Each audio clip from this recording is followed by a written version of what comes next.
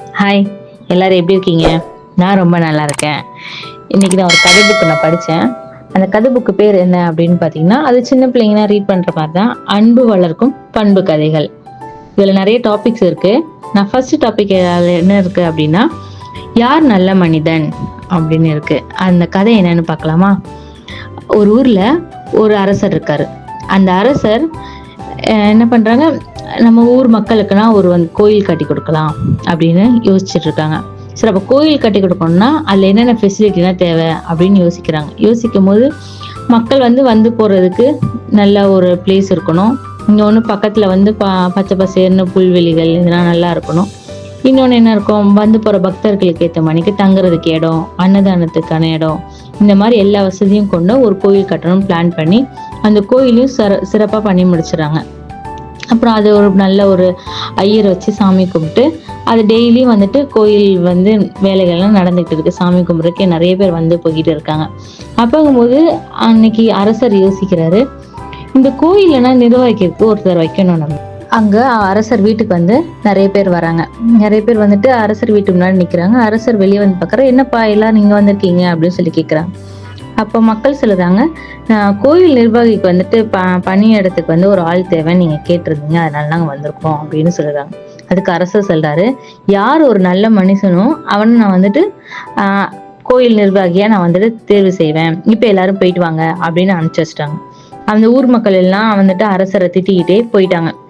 அப்புறம் அரசர் என்ன பண்றாரு, அவர் வீட்டு மாடியில கோயில் பார்த்த மணிக்கு நின்றுட்டு வேடிக்கை பார்த்துட்டு இருக்காரு. அப்ப எல்லா மக்களும் என்ன பண்றாங்க, கோயிலுக்கு வராங்க, சாமி கும்பிடுறாங்க, போறாங்க, இப்படியே இருக்காங்க. அதுல ஒரு மனுஷன் மட்டும் என்ன பண்ணியிருக்காரு, நடந்து போற வழியில ஒரு ஷார்ப்பா ஒரு கல் இருக்கு. அது மண்ணுக்குள்ள புதைஞ்சிருக்கு. அது 2-3 பேரை தட்டி விட்டுருக்கு. ஒரு சில கால் நகத்துல அடிபட்டு இருக்கு.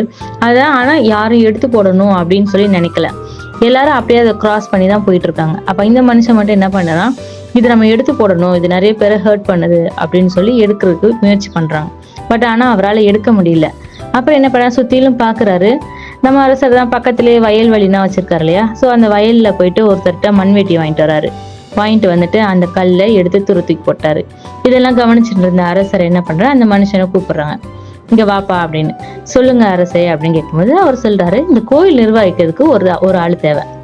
அது நீயா இருக்கியா அப்படின்னு கேட்கிறாங்க. என்னை எப்படி நீங்க இந்த வேலைக்கு ஓகேவா இருக்கும்னு நினைக்கிறீங்க எனக்கு தெரியல. ஏன்னா நான் வறுமை கோட்டில் கீழே தான் இருக்கேன். எனக்கு சரியான இந்த இதுக்கு எனக்கு தகுதியா இருக்குமா அப்படின்னு யோசிக்கிறாங்க. அப்போ அரசர் சொல்றாரு, இங்க இத்தனை பேர் வராங்க போறாங்க, இவங்க எல்லாருமே அந்த கல்லை அந்த பாதையில ஒளிச்சு வச்சிருக்க அந்த கல்லை பாக்குறாங்க, தட்டி விழுறாங்க, நிறைய பேர் காயம் பட்டிருக்கு. யாருமே எடுத்து போடணும்னு தோணல. ஆனா உனக்கு மட்டும் தான் அது தோணி இருக்கு.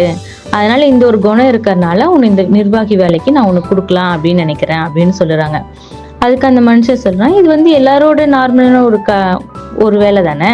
வழியில முள்ளோ கல்லோ தடிக்கி விழுற மணிக்கு எந்த ஒரு பொருளா இருந்தாலும் ஓரமா தூக்கி போடுறது எல்லாரோட இயல்பான குணம் தானே அப்படின்னு கேட்கறாங்க. அதுக்கு அரசர் சொல்றாரு, இந்த இயல்பான குணத்தை கூட நீ இங்க இருக்கும் நிறைய பேர் செய்யல, ஆனா நீ பண்ணிருக்கல, அது எனக்கு பிடிச்சிருக்கு, அதனால இந்த கோயில் நிர்வாகம் உனக்கு கொடுக்கலான்னு இருக்கேன். உடனே அந்த மனுஷனும் சரி ஓகே ஐயா, நான் இதை இந்த வேலையை நான் எடுத்துக்கிறேன் அப்படின்னு சொல்லி எடுத்துக்கிட்டு அந்த கோயில் நிர்வாகியை அந்த கோயில் அனௌன்ஸ்மெண்ட் பண்றாரு, இவர் தான் இந்த கோயிலோட நிர்வாகி அப்படின்னு. அவரும் அந்த பணியை சிறப்பா சூப்பரா பண்ணுறாங்க.